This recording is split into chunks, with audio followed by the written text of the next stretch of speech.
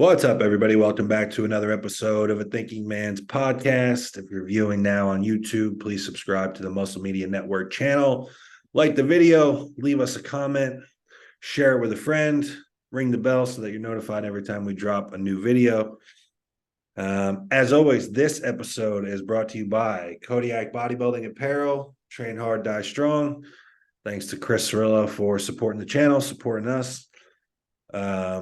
You guys can check him out at KodiakBodybuildingApparel.com. Link for that will be below. I'm here with my friend Tommy Styles, and today we are just going to go through a list of questions, topics, just some things that popped up during the week, whether it was with clients or interactions that we had in the gym with different people. So a little bit of a kind of a random episode, but I think some good topics. So Tommy, firstly, how are you, pal? Good, man. Can't complain. New addition to the family. Yeah, I was just telling you, I got a dog. Yeah. Adopted him yesterday, so he's real new. Yeah. What'd you name him? Rule, baby. Yeah. That's Rule. Awesome. For those of you that don't know, I'm a huge Marcus Rule fan. So I got a Cane Corso, very large breed, so the name fits. Yeah. Tossed around a few other names, but just came down to that. Yeah. No, it's a no-brainer. I when I heard that from you, I was like, yeah, that lines up. So topic-wise, so this was a good one that I got. So this and especially coming from like the training backgrounds that you and I both have, I feel like we're probably both in a pretty good position to give an insightful answer on this. So I had somebody asked, and this is somebody for context, this was somebody that's not just a beginner or an intermediate. And so they asked me, it seems that his arms seem behind after years of doing strictly push-pull legs. Any advice on bringing the arms up without sacrificing the work that they've put in on the main body parts? Yeah, there's a couple options. I mean, you could throw a straight up arm day in. And there's a lot of ways you could go about it. It doesn't have to be like, you don't have to move to a bro split to train your arms. You could still train push pull legs and just have a fourth day of arms. Or you could do an arm day every 2 weeks if you were looking to budget recovery. I had a guy do that, or a couple of my classic guys I've had do that in different waves. You just write the split out longer than like a 7-day week. But yeah, I think the most obvious idea would be an arm day, but I prioritize my arms also with push-pull legs by throwing in arm movements on all the days. So I was training biceps on leg days, on pull days. And then I think I even got to a point where I was throwing one bicep movement in on a push day if needed, if it fell off of.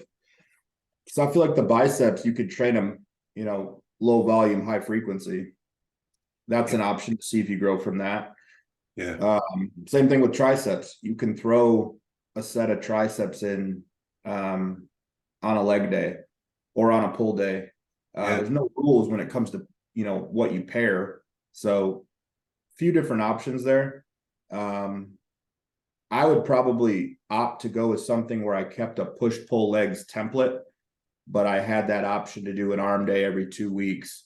And the way I've structured it is like the goal of that arm day is not failure. It's 45 minutes, get in there, get a pump, drive a bunch of blood into the muscle and get out. You're going to do your rep ranges where you're going to, push for progressive overload and failure on the arm movements on your actual main days, but almost treat it like a John Meadows approach where he has the pump days. Yeah. That's what your arm day would essentially be, just to give him some more prioritization. So you could run that for 4 months and see what the results are. And then you kind of have some feedback to go off of. What have you done that? Have you done an arm day in the past? During push pull legs, I never did. When Dusty and I did a bro split for part of it, I did. We had an arm day. Yeah. And then I have one currently. But my entire contest prep, I did not have one because I was doing the Dorian 4-day rotation. Yeah. And then for me, all of 2022, my arms, I actually did less volume and just really focused on range of motion and kind of rebuilding everything up, with which I did with every body part as well. But that's how I actually got a lot of arm development. So that's that's something to look at too, is your form. Yeah. I know for me, when I started doing tricep movements to where the wrists were coming all the way to the delts and the forearms were touching the biceps, my tricep completely changed. And like the side chest, for example, it had that swoop to it, the horseshoe. So audit your form. Maybe your arms aren't growing because you're trying to train them too heavy. That's something to look at too. That's such a great point, because there are so many people that do train them too heavy, and then the Yeah. form sucks. And then, that's one of those things too. You can't really get away with shitty form and heavy weights with arms over the long haul, because you're just going to end up hurt, and then you're not training them at all. And they're not going if you're not training them at all. So that was something I did. I used to want to do, heavy barbell curls, heavy, like, I was a big Dusty fan, so I did like heavy dead stop skull crushers from the floor, and like, man, like my arms just didn't really grow, and everything was just beat up all the time. Yeah. I like all your ideas, and it's cool because I have some different ideas too, so there's not a ton of overlap. But I like the idea of doing it once every 2 weeks. That way you can still prioritize your recovery for like the meat and potato stuff. I've done almost everything to try and bring my arms up. The last time I competed, my arms, I think I just was a little over dieted as part of it. But like, I looked back at my pictures, and like, you really throw off a whole physique in bodybuilding if your arms suck, and mine were so bad, and it just like, I so badly wanted to bring them up. I did a lot of what you talked about, where I just sprinkled them into like a main push pull legs type split, where I was almost doing one movement for bicep, one movement for tricep, basically every time I was in the gym, regardless of whether it was legs, push, pull, whatever. And a lot of the days I was doing it first. Like, I would go in, for legs, and I would do 3 sets of tries, 3 sets of bis before I even got into anything for legs. It's not going to affect what I'm doing. And then I might do my tricep work before pull, and then my bicep work before push, because it's not going to affect the performance. And then for a while, I wouldn't necessarily, I don't think it's practical for most people, but like, working for myself and doing the coaching thing, for a while, I split my sessions up, where I would go to the gym twice and do the arm work separately and still maintain like push pull legs schedule. That's probably not going to be practical for most people. And I don't think, I was on a good amount of stuff, and I was eating a good amount of food. And even so, I would only get like 3 or 4 weeks into doing that, and then I would feel beat to shit. Yeah, I was gonna say we did 2 days and 4 weeks, man, and we were just like, dude. It was more, and it was honestly almost more, because at that point I had learned like good movement selection. I almost do like almost exclusively cables for arms. So it wasn't like I was beating myself up too much physically. It was more of a mental thing, like of just going to the gym twice a day. I don't want to say burnt out, but the mental fatigue of all of it caught up with me pretty quickly. And then recently I've been doing an arm day, and it's nice because then I honestly don't even touch them the other days of the week at all. Like instead of doing it after a long pull day or a long push day, and the quality of the work not being great, like, I just save it all for an arm day, and really pour a lot of effort into that day. One thing that I've been programming with guys, like, I've said this to people, and like my point about arms really throwing off a physique if you don't have them. I feel like there's been this like demonization of doing an arm day, which I get. Like, if you're super young in your journey, like everything, you just need to get strong and big first. But generally, for like people that are competitors and they're, moderates or advanced, like, having big arms is part of the resume. Like, it's part of the job description. So if you're not one of these people that just gets a great response from a couple sets at the end of pull or push, you got to put more into it. So I've been having guys do almost like a 2 on, 1 off, 2 on, 1 off, where it's like legs, arms off, pull, push, off, and then you just repeat. So you're still hitting everything once every 6 days. And then I think too, recovery wise, that makes sense. Like legs should probably be your most taxing day of the week. And then it's coupled with like the least taxing day of the week. Like you do legs, then you do arms. It's almost like an active rest day. And then have a full rest day and start it over. So yeah, I mean, it just depends. It depends on what you need. And if like I would take a look at, it's not always that you need tons of work, both bicep and tricep. I feel like a lot of guys have one or the other, and then the other half just needs to come up. So yeah, I think any of the stuff that Tommy and I just laid out will definitely help. All right. Another one I got is insulin resistance really something to be considered when bulking up in the off season, or has this become one of those trends that are overhyped? Ooh, that's interesting because Yeah, when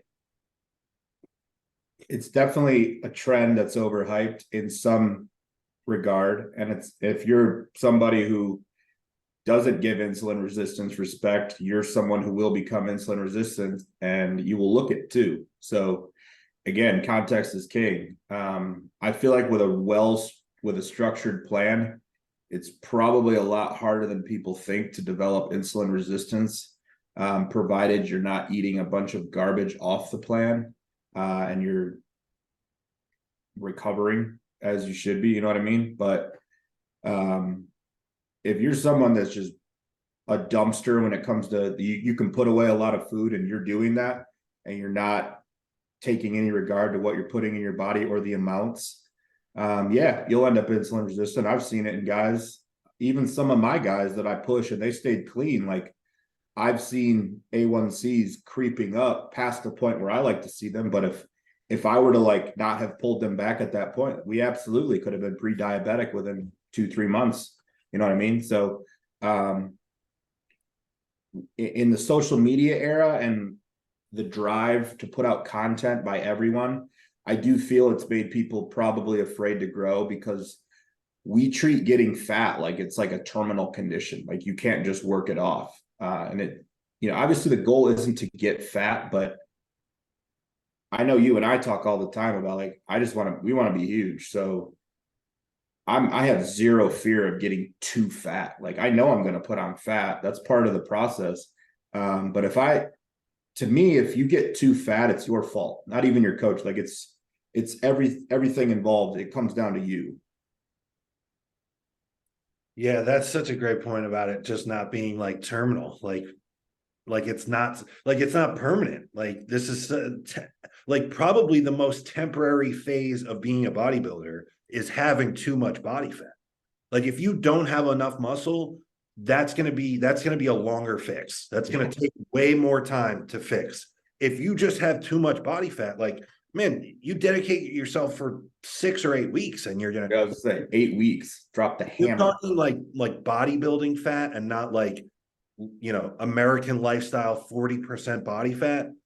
Dude, 6 to 8 weeks, you can pull that shit off and be in a spot where you feel and look good with your shirt off again. So I was definitely, when I started coaching like as a full-time thing, I definitely was over the top in terms of all the monitoring of it, especially like fasted blood glucose. I put way too much stock in it early on. And now I've kind of gone completely in the other direction, where I almost don't even have clients track it in terms of like a singular fasted blood glucose reading. If, I have some guys that are on different types of insulin protocols, there are times to track it and keep an eye on it. If for nothing else, just to get an idea of how you're responding to an insulin total or a food total. But in terms of like using that to make wholesale decisions about the direction of the plan that we're on, like I don't see it. I think it's way overblown on social media in the era of like all the spreadsheet coaching and content creation and all this stuff. I'm with you. I think it's way overblown.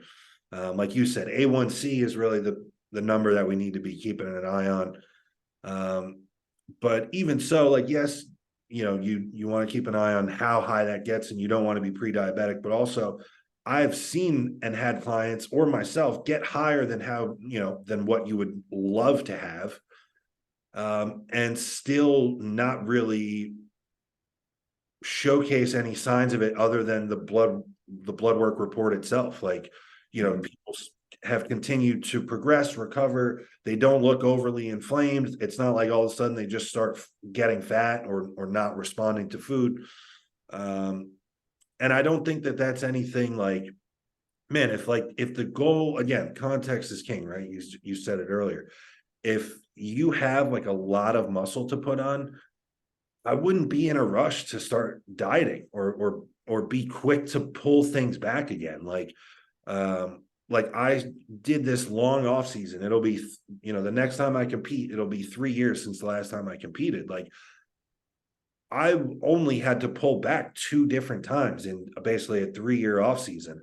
And I did so like begrudgingly. And because I had either just completely gotten fat, or like, it was time for a cruise and it was like, okay, I'm not going to keep pushing super hard on low drugs. So I pushed myself, like continued to push the food, even when things weren't sunshine and rainbows in terms of my like insulin resistance. And I'm going to be a lot more muscular the next time because of it, because I just stayed in a surplus, stayed eating. So if you're somebody that needs to really grow and pack on size, if that's like your limiting factor as a competitive bodybuilder, I would say put that on the back burner. Now, if you're one of these guys that's like, maybe a shorter guy, like 5'6" guy that's packed full of muscle, and like conditioning and the difficulty of your preps has always been the limiting factor for you, then I would say your off seasons, you should be a little bit tighter in terms of how much runway you give yourself in the off season, and you should be keeping an eye on it a little bit closer. Like if you're one of these guys that puts on muscle easy, but you get fat easy, you got to keep an eye on it. But, like for a body type like mine or yours, Tommy, where it's like, we were naturally tall and thin and just, you need to put a lot of size on, like, I wouldn't be in a rush to pull it back. Oh, yeah. I mean, I have this talk with people all the time. Like, it's this phenomenon of like trying to bulk without like pushing it is it's just weird to me because I can't relate. Like, I have wanted to be huge since I was 17 years old. That's all I've thought about. So trying to break that mindset for people and just let them know, like, I mean,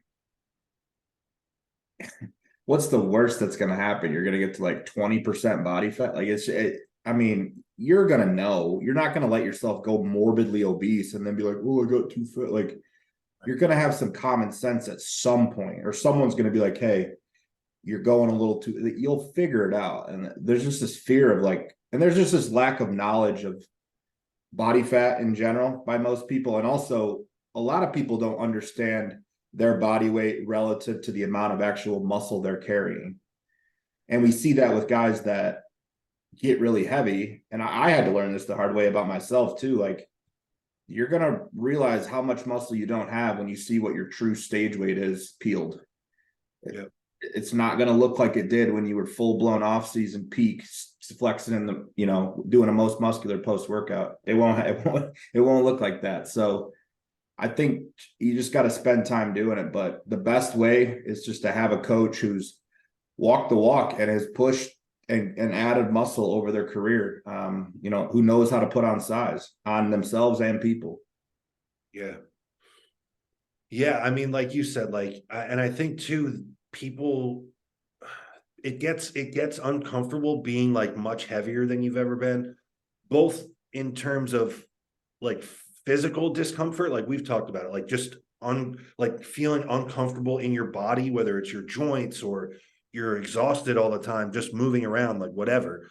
But also there is a mental aspect of feeling uncomfortable in your body. You're soft, you're chubby, whatever. Like, I had this talk with a client the other day where it's like, he's at the highest body weight that he's ever been at.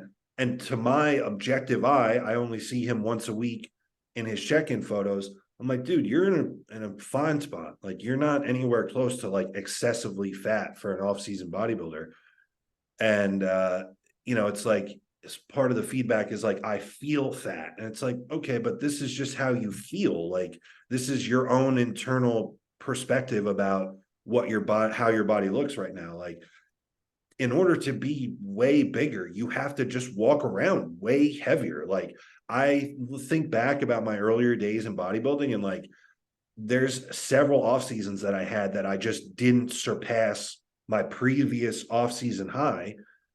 And then, big surprise, I didn't look any different on stage the next time I competed. Like, I don't know where I thought all the progress was going to happen when I just got back to the same point. Like, you need to walk around way heavier. And for most, like, let's say like enhanced male bodybuilders, if you're, 200 pounds or above in the off season at like your peak off season, to be in really killer, like competitive bodybuilding shape, you're going to have to lose 40 pounds. No matter, like, really, no matter how decent you think you look in terms of conditioning in the off season, like, you can have some outline of abs and like some quad lines from the front. You're probably going to have to lose 40 pounds to have peeled glutes on stage. So, like, if you're thinking you're going to be 200 pounds on stage, like, you better be walking around at 240 or 250, like carrying that around for months. So if that's what the goal is, like, you need to just be comfortable doing that. Yeah. Or comfortably uncomfortable, because, Right. that's how I can remember every 10 pounds for me, like 200, 210, 220. I remember where I was, where I was training, all of it. It's that's the journey. That's the story, is just, it's like a PR, when you touch a new weight for the first time, I guarantee it wasn't with the greatest form, or not as good as it will be. That's how it is when you get to new body weights. It's not going to look sexy. It's not going to look good. It's not going to feel good, but the idea is to touch it, hold it for a bit. If you do, say you do a mini cut, come down, and then the next time you get back up to that weight, whenever that is, it's going to look a hell of a lot cleaner.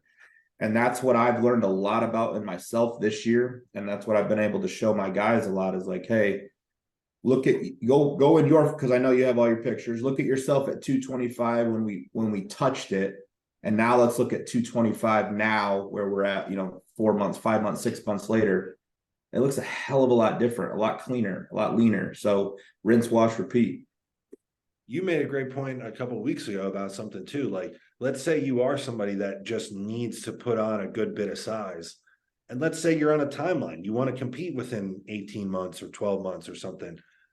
Even before I go into a full-on mini cut where I like pull the rug out from underneath somebody, I like your idea of just lowering the surplus. Like, if things have gotten out of hand, like, you can just lower the surplus and your body will almost recomp within that. Ideally, you just recomp within the same body weight.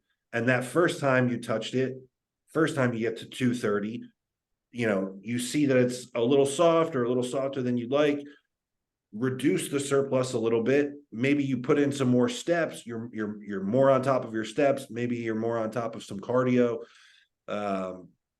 But then in 4 or 6 weeks, that same 230 might look a little bit different. And then it's like, okay, now we've reset this as a launch point and we can continue further.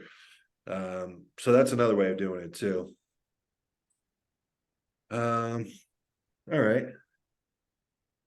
I got asked this in the gym actually, and I thought it was interesting because I have no experience with it. But somebody asked me if I have experience running DMP, and then not even like advice using it, but the person followed up and wanted to know how popular is it amongst competitive bodybuilders. So I'll send that to you first. I've never used it. Never really saw a need Last to. person I think of ever needing it. Yeah, never saw a desire to, or I've never had a desire to, I should say, and I've never saw a real need for it. And a lot of the people that I trust with, gear conversations have said they've either done it and it's not worth it, or that they would never do it because it's not worth it. So that's kind of the camp I've always fallen in, is like, it just doesn't seem like the risk versus reward just isn't really there.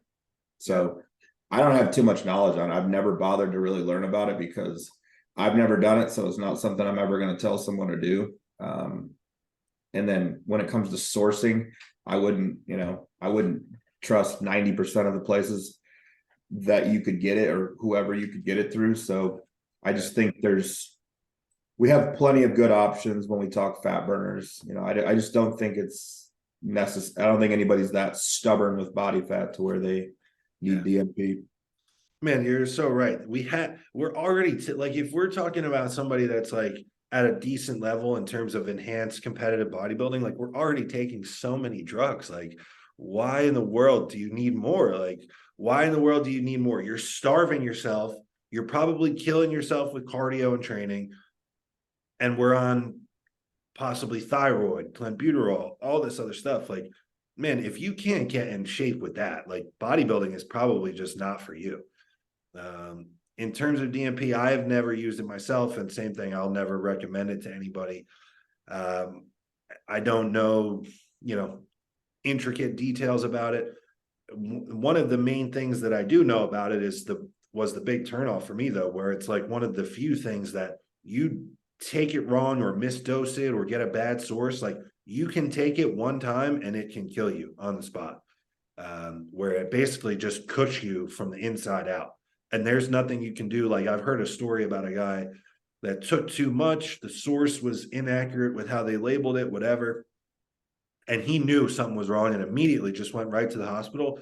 And the best thing they could do was make him comfortable. Like, there is no remedy if you take too much of that shit for them to inject or give you and bring you back. Like, that's going to be it. A couple other themes that I hear about it is that you are pretty much just completely zapped of energy to the point that you can't even, like, not only can you not train with any level of effectiveness, which is already an issue when you're getting in shape, but then like, literally just walking around is like borderline impossible. So I don't know, man. I feel all that stuff anyway without taking that in contest prep. So I just couldn't imagine ever wanting to take that or needing to take that. And I personally don't really hear about. I've talked to maybe 3 or 4 people that have ever done it. Yeah, that's what I was just gonna say. I haven't heard enough people saying like, "Hey, I took DMP," and like they got their pro card. Like I haven't seen enough positivity come out of it to even pique my interest. So it's just like, I'm good. If I can't get it done with the tools I have, then hey, it's not meant to be. Yeah. I mean, we have plenty of tools, man. Like, it's just crazy to me that people would turn to that. All right. All right. This might be a funny one. Outside of standard gym etiquette, like not putting your weights back, are there things that you see in the gym that bother you? I guess, like, in terms of training trends. It can if I let it, but the number one thing that bothers me, even outside of racking weights, is body odor. I think that is the most disrespectful thing, to be in public and smell like shit. Not even just in the gym, but anywhere. Like, it grinds me when I walk past someone and I'm like taken aback by their stench. I've almost said things to people like, that's probably the hardest thing I go through each day, is like not confronting someone and be like, "Hey, I'm just going to let you know you smell awful and you need to leave right now because you are ruining the experience for everyone else here." There's no excuse. You could keep like, I've went through every possible scenario in my head of how someone, like, maybe you had a bad day. Like, no, there's no excuse. You can keep deodorant, you can keep spare shirts. I mean, if I ever smelled myself and I smelled as bad as some of the people I've smelled, I would leave, like, out of embarrassment, one, but two is just like as a personal courtesy. I just think body odor is disrespectful, not only to yourself, but to people around you.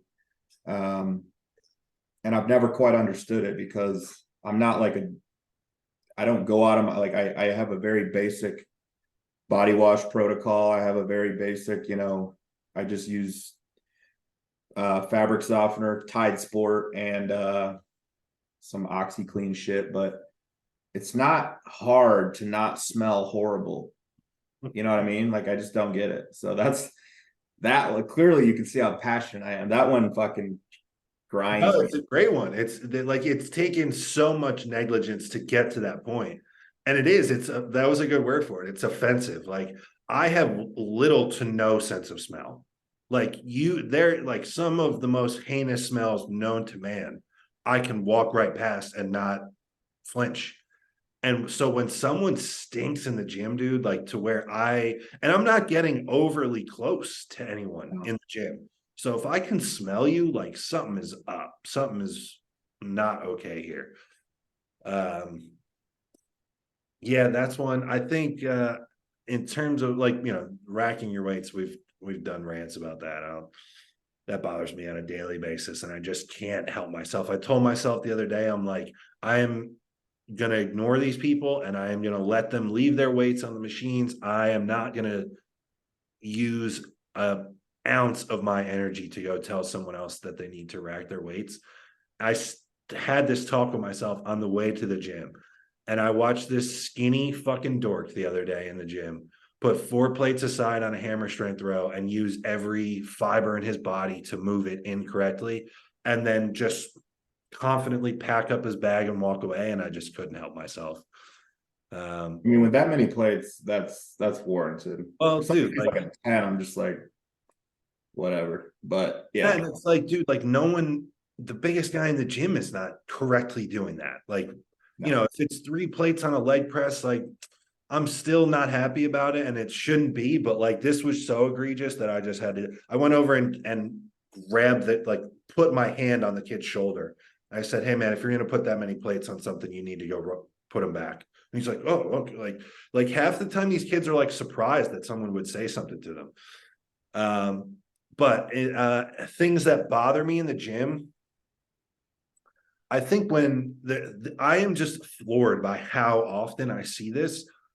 And I get not everyone wants to be a competitive bodybuilder, but the amount of times that I see people mid-set using a machine or taking a machine up and they are scrolling their phone is unbelievable to me.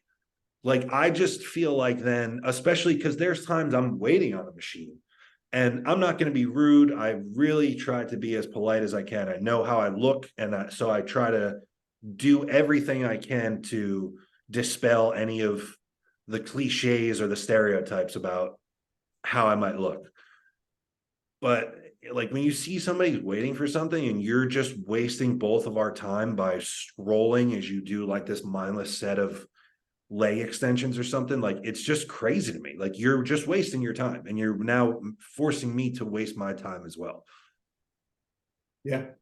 That one does get me too. If I need it, if I look around too much and because I'm a people watcher, that's my thing. So if I spend too much time watching people in the gym, it could fuck with my mindset. So I try to just keep my head down or focus on Jake when he's doing his set. But that's it. That, and I got one more, and then I'm going to leave it at this. Every single year I put on my Instagram story, all I want for Christmas is for people to stop sitting sideways in hammer strength, chest presses, pull downs.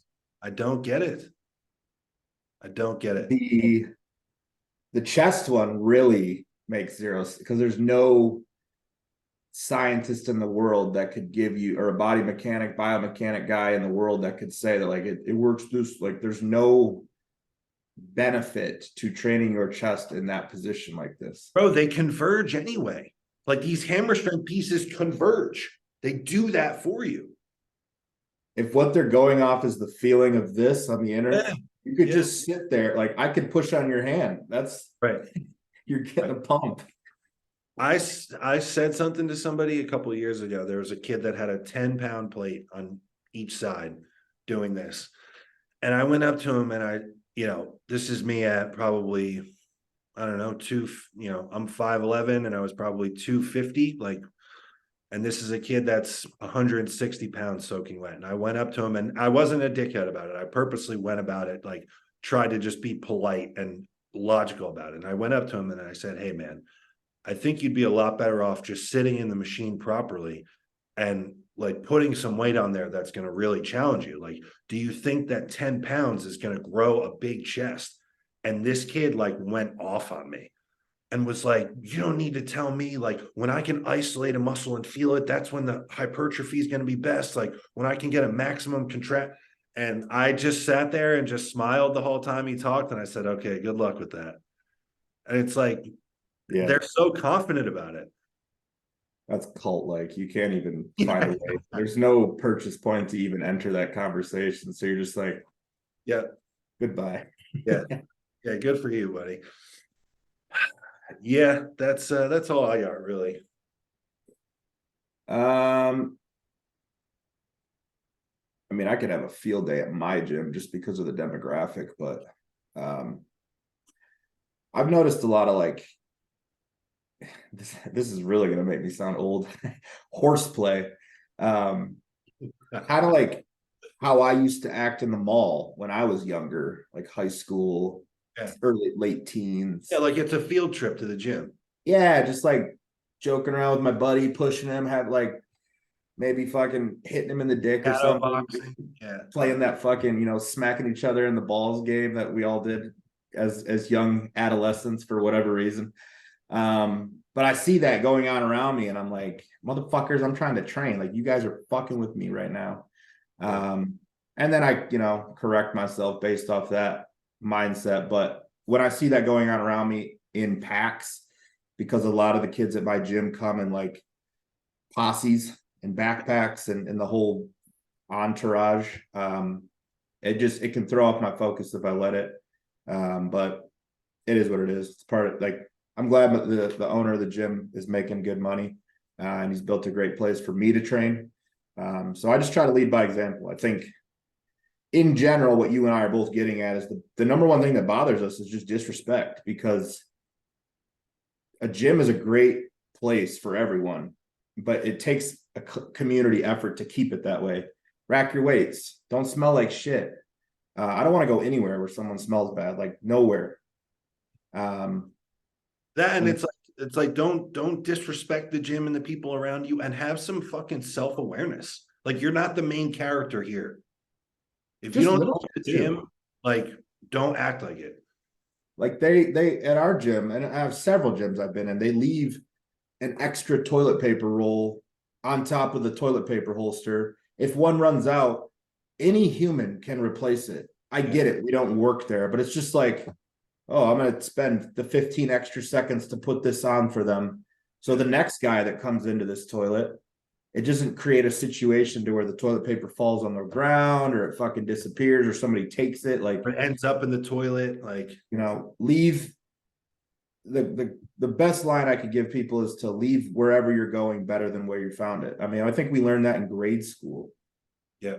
These are all the same people, the people that don't rack their weights, the people that don't do that shit. These are the same people that don't put their grocery cart away. And those people are like nails on a chalkboard to me. So, dude, I started a nationwide movement to cart lives matter, dude. I was like taking videos, racking carts, and people were tagging me doing it. Like, oh yeah. That's a passionate one for me too. Cause I used to work at a grocery store, dude. And I remember having to like walk out into the abyss to get this lone cart that was like parked on an island in a snowbank in Michigan. And I was like, you sons of bitches. All right, I got a couple more. All right, so this is the guy that I was talking to. I'm not helping him, but it's just a guy at my gym. He's getting ready for his first show. And one of the conversations that we had was not like, advice for somebody that's getting ready for their first show.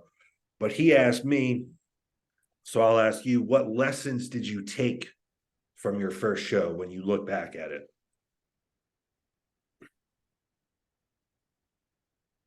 Probably nothing to do with like X's and O's, because I was so green. I didn't know anything at that point. Yeah. I think the lesson I took was you get what you put in. That was the first thing I thought of. Yeah. Like that was the most awesome feeling to me about prepping, was just like, you get what you put in, and like you learn what you're capable. Like that was the first time in my life I'd ever followed a diet that I was like a strict diet. Like I was like one that I'm gonna have, and I'm not gonna just be like, oh well, it's Saturday and it's so and so's birthday, so I had a shot or I had pizza or like, nope. For the next 13 weeks, I'm eating only these things. I got hooked because like that the kind of empowerment you can receive from like saying no to previous. I was 23, man. I was a yes man. I was telling it like yes to the bar, yes to this, yes to that, like always putting my goals or what I, had thought about doing to the wayside to appease other people. And then when you start saying no and saying yes to yourself because you want to do this thing, that was it for me. It was just like, man, this is a cool way of life. It wasn't even anything to do with bodybuilding, training, muscle. Like I didn't know anything. I knew I wasn't big, and I knew I wasn't that good. I got a hold of that as soon as I got backstage, but I was like, I like the way this process made me feel. And I like that everybody looking inward took something from it that was in my life at that time. They were like, man, this is just a normal 23-year-old dude doing this stuff. So yeah. I think there's a lot to be said about that for a first prep. Yeah, that was literally word for word what I was gonna say. Like realizing at the time, like you said, it took me getting backstage because the whole prep I'm doing it. There's no Instagram, and I didn't have bodybuilders like in my town, or I didn't know other bodybuilders. Yeah. So I'm just getting ready for the show. So the whole time I'm like, man, I'm training to win. I'm training to win. Like, you know what I mean? Like they're never gonna see me coming. Like, and then I get backstage and I'm like, oh man, like I'm just light years. I just remember feeling like, man, it looks like everyone else has put in way more time than I put into this. And that was the big takeaway. Like you get out what you put in, not only for prep, but like, man, like the guys that won their classes and then the guy that won the overall, like it was like, man, it was, and like I'm a 22-year-old fresh faced kid. Like you could see, like, man, you see it now on us in our 30s when we get in shape, like how our faces look. Like I'm like, man, this looks like a face that has been through 20 years of bodybuilding, and this is why this is the last guy standing. Yeah. And it's just and another lesson, this was just singular to my show, but that guy that I have in mind, I had told anyone that would listen, like, this is when the show is going to be, this is the venue, like, come on out. I have a big family, so I had people that drove in from out of state, all this stuff. I'm thinking I'm there to win the show. Meanwhile, first call out, second call out, I'm standing off to the side waving at everybody. And then the guy that comes out and wins the whole show did not have a single person in the audience for him. No one applauded for the guy. Like in terms of, like I had my whole family and friends, everybody's going nuts for a physique that did not warrant applause.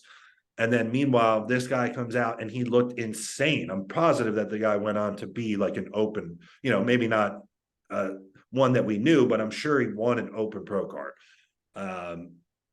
And he just was there by himself. Like it was like a business trip to him, which I thought was, like, thinking back on it, I remember thinking that was cool. Like, oh, like the fanfare or having people there to see what you're doing just doesn't matter to this guy. Like he put in the work and didn't bother to invite anybody or care if anyone was there to see it. Like he was here to clean up and do business. So I thought that was cool too. That is awesome because yeah, that we've talked so much about that, about how being a 10-year man or like climbing the ladder, if you want to see where you're at the national level and earn a pro spot, it's lonely. Yep. You're going to have more support your first show than you do your 10th. Oh, 100%. I've never had that many people back since. Yeah, they're going to fall off and just be like, man, they're like, dude, we're not coming. You weren't even in the first calling. You still doing that bodybuilding thing? Like, yeah, still doing it. But my first show, my backstage experience, they did same day weigh-ins at this was 2014. This is before it got to the format it is now. You could either weigh in and check in the day before, or you could weigh in or check in before the show. So me not knowing anything, I just went on Friday. I was like, I don't even know what I weigh. I didn't even use a scale the whole prep. But I weighed in at 172, skin and bones, dude. No business being there. I watch a guy weigh in, and this is the first physique I'd ever seen in person where I at the time was like, wow, that's a freak. And he weighed in at 166, and I saw the numbers. So that was my like moment where I was like, oh, this is a whole different world than what I've been in. Yeah. And then the guy that won that show, this will be good for people listening. This was 2014. He won that show in Michigan, the Western Michigan. He just got his pro card this past North Americans in September, 9 years later. And I've watched him go to North Americans probably the last 5 years, multiple top fives, just never got his number punched. Finally got it this year as a light heavyweight, and I think 35 plus. Nice. And at the time when I saw him, I was like, you could have told me that guy was going to the Olympia in 2 years, and I'd believe you, because in front of me at my eyes at 23, and like I had same thing as you. I didn't come from a big bodybuilding background. I didn't know pros. I didn't, seeing him at 186, I was like, that dude's legs are like 40 inches around. Like, look at this dude. Yeah.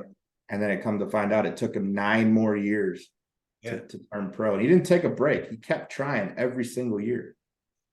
Yeah, I mean, like, listen to what you said, though. Like, that's 2014. That was the same year I did my first show. So when I compete at North Americans in August of 2024, that will be my 10th competitive year. Yeah. So, yeah, it just takes time. All right, last one. We'll do it quick. What are your funniest? I got that asked. What are your funniest examples of being too bro about your bodybuilding? I got one right off the top of my head I could give you. If you say that, if you call me bro a lot, I will know that you're a bro. Like, you're too bro about your bodybuilding. Yeah. Like, if you say bro every other sentence to me, I'm gonna be like, you're probably not someone I want to talk to or hang out or know. So this isn't how. No, I meant like bro science. Like how? Yeah. Like mine. I'll give you mine. So when I went away to college, like I was already like full-fledged bodybuilding. I would have a banana and my post-workout shake in my like bag, right? And I was training at like a college rec center. And we had like little lockers or cubbies or whatever. Before I started what was going to be my final exercise of the workout, I would go back into the locker room and bring my shake and banana out with me to whatever final exercise I would do, that I was doing.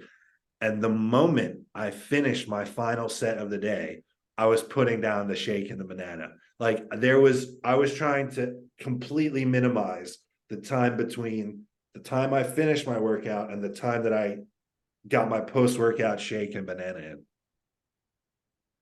Like obsessed, anxious, nervous about it. Yeah, I can say the same, because when I was younger, I would take GNC Mass Triple X Mass Gainer, Triple X Mass Gainer. Yeah, just concrete sludge in a jug. I would use my parents' Osterman blender, pre-make 4 scoops of it, take a cup of it in a hard top, not a 6-pack, like a hard top cooler, like a manual labor tradesman would take to work. I would take that to the gym, and I would start drinking immediately after the workout was over, before I got home. And I only lived 8 minutes away, dude. It's not like I was driving an hour. Like, that same thing, that anabolic window. Had to get it. Couldn't miss it. I will not miss. Couldn't miss it. Yeah, that's a good one. Man, I think that's probably my most bro story. I can't really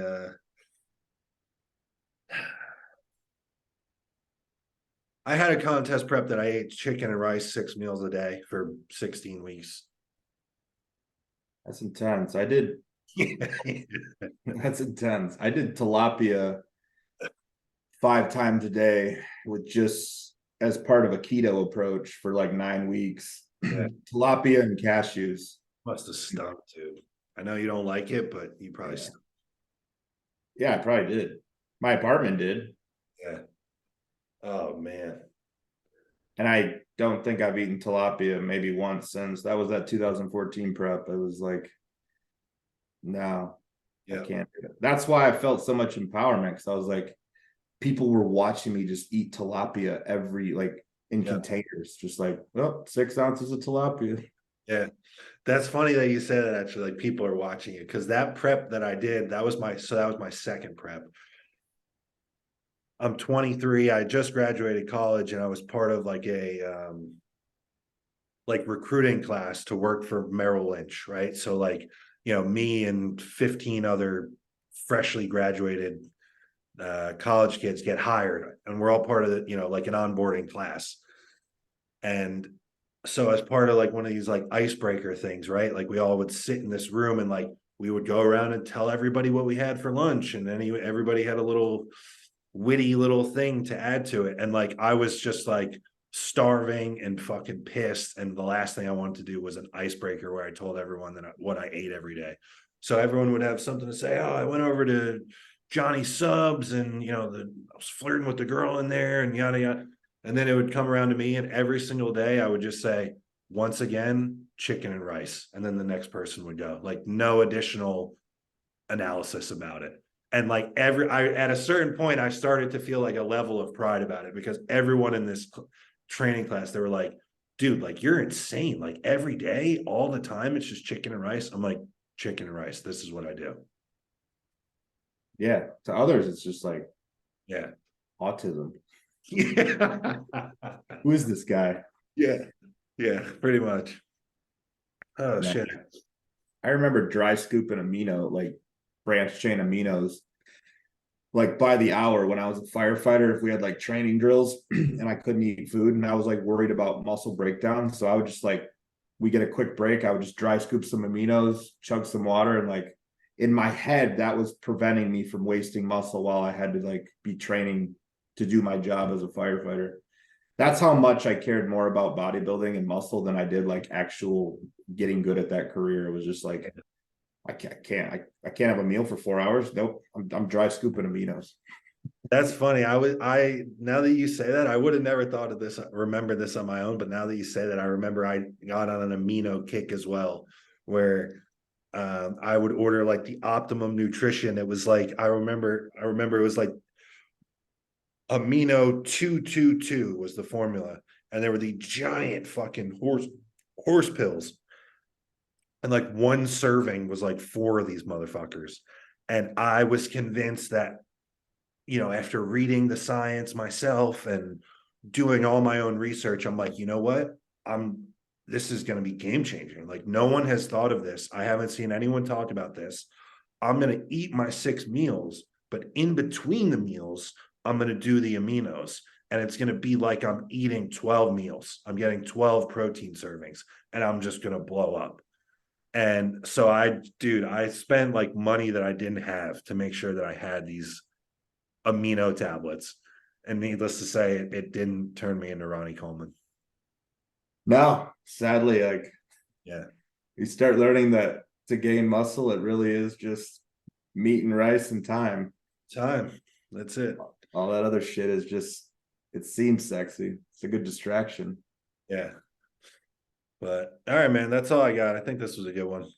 We got some funny shit that we talked about. We got some good value in there. So anything you want to add before we go?